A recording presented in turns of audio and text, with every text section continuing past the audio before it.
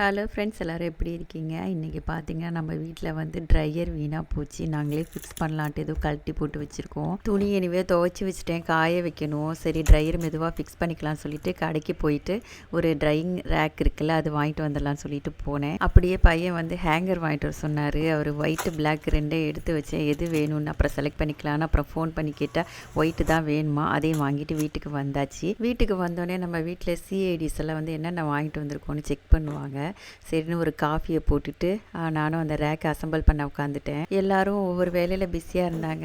என்னடா நம்மளா பண்ணணுமே சொல்லிட்டு கஷ்டமாக இருக்கும் அப்படின்னு நினச்சிட்டு காஃபியெல்லாம் போட்டுட்டு வந்து உட்காந்துருந்தேன்.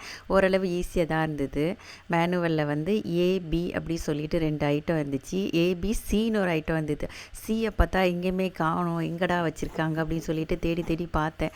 அப்புறம் என்ன பண்ணேன், சரி நம்ம அசம்பிள் பண்ணிகிட்டே இருக்கலாம், சி எப்படியாவது கிடைக்கும்னு சொல்லிட்டு அசம்பிள் பண்ண ஆரம்பிச்சிட்டேன். மூளைக்கு வேலை கொடுக்க போகிறோன்னு சொல்லிட்டு கடைசி சிப்பு காஃபியும் குடிச்சிட்டு ஆரம்பிச்சாச்சு வேலையை. சில இது வந்து ப்ரீ அசம்பிள்டாகவே இருந்தது, அதனால் கொஞ்சம் வசதியாக இருந்தது. இதில் பார்த்தீங்கன்னா ஏபி அப்படின்னு சொல்லிட்டு 2 கொடுத்துருப்பாங்க.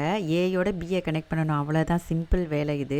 அந்த ரெண்டு சைடு ஸ்ப்ரிங் மாதிரி இருக்குது பார்த்தீங்களா, அதுக்கு நடுவில் வந்து கம்பிங்க கொடுத்துருப்பாங்க. அந்த கம்பிங்களை எடுத்து ஒன்று ஒன்றா ஃபிட் பண்ணணும்.